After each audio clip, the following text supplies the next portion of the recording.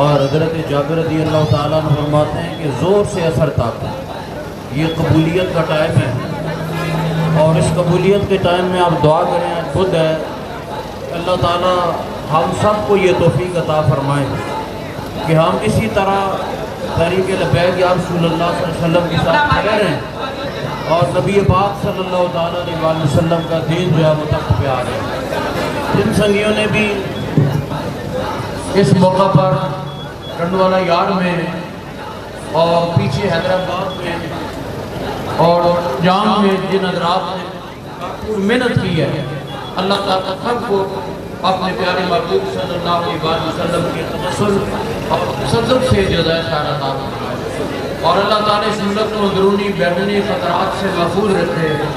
اور دنیا کے اندر جہاں بھی مسلمانوں پہ ظلم ہو رہا ہے اللہ تعالیٰ مظلوموں کی مدد فرمائے اور ظالموں کو کیفرے کے امداد تک پہنچائے، اور جن لوگوں نے پیارے آقا صلی اللہ علیہ وسلم کی شان میں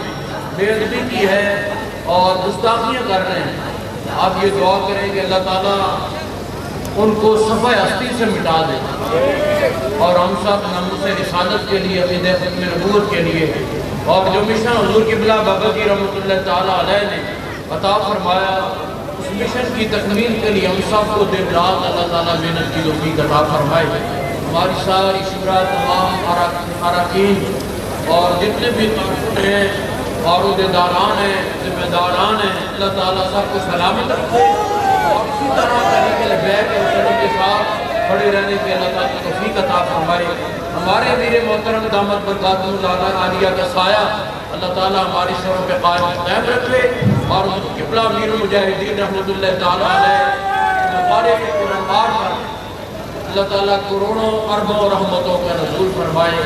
اور جو مشن آپ نے عطا فرمایا ہے اس مشن کی تکمیل کے لیے اللہ تعالیٰ ہم سب کو دن رات محنت کی توفیق عطا فرمائے۔ ربنا تقبل منا انک انت السمیع العلیم وتب علینا یا مولانا انک انت التواب الرحیم۔ ربنا آتنا فی الدنیا حسنہ وفی الآخرۃ حسنہ وقنا عذاب النار وادخلنا الجنۃ مع الابرار یا عزیز یا غفار یا رب العالمین تاجدار